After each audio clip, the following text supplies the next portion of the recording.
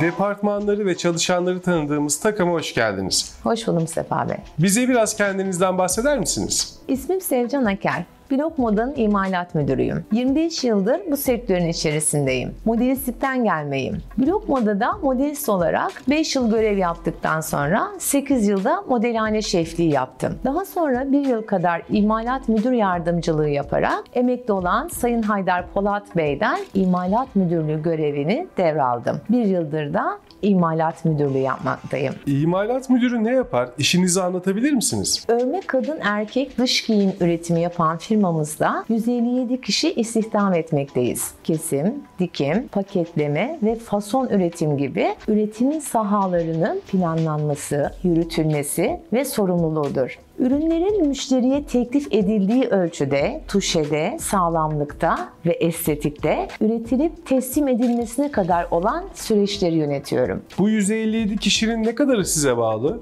Mavi yaka diye tabir ettiğimiz yaklaşık 90 kişi bana bağlı olduğu gibi baskı, nakış, el işi, fason, dikim gibi atölyelerde çalışanları da dikkate aldığımızda yüzlerce kişi ve ailelerine katkımız olmaktadır. İmalat süreçleri nelerdir? Biraz günün planını bizimle paylaşır mısınız? Satışı yapılan ürünleri önce planlama, satın alma aşamaları yapılır. Daha sonra numune ve onay aşamalarından geçirilir. Müşteriden alınan imalat onaylı numuneler kesilir. Ürünlerin üzerinde baskı, nakış, pul payet veya el işi gibi işçilikler var ise işleme alınır, dikimi gerçekleştirilir. Bazı ürünlerin ilik düğme veya çıt çıt gibi aksesuarları da olabilir. Bütün bu aşamalarda ara kontroller yapılarak sağlıklı bir üretim meydana getirilir. Son olarak kalite kontrol, ütü ve paketleme yaparak sevkiyatı gerçekleştirilir. Üretim yaparken müşterilerinizin sizden talepleri nelerdir? Müşteriler teklif edilen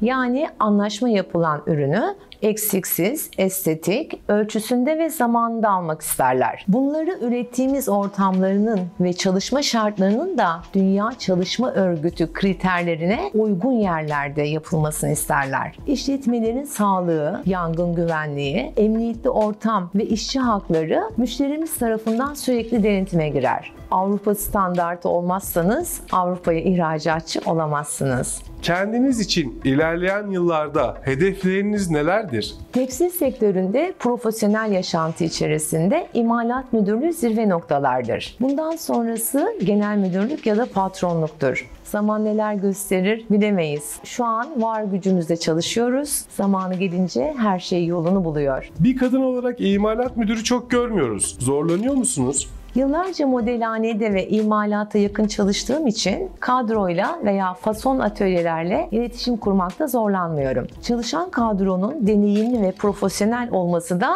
işimi kolaylaştırıyor. Blok Moda hem kendi kadrosunda hem de atölye portföyünde tutucudur. Yıllardır aynı tedarikçilerle ve aynı kadroyla çalıştığımız için tekrar tarife gerek kalmıyor. Tecrübe ve öngörülerle birçok sıkıntı ve sorun önüne geçebiliyoruz. Doğal olarak da hata oranı düşüyor, kalite artıyor. Kadın elinin değdiği her şey estetik ve güzel olduğu için Blok Moda'nın ürünleri de müşteriler tarafından beğeniliyor ve takdir görüyor. Sizden son bir söz rica edebilir miyiz? Her şeyden önce yaptığınız mesleği sevmeniz gerekiyor. Adaletli, dürüst ve çalışkan olmak, başarmak demektir. Her zaman önünüzde doğru, akılcıl ve kabul edilebilir hedefleriniz olmalı.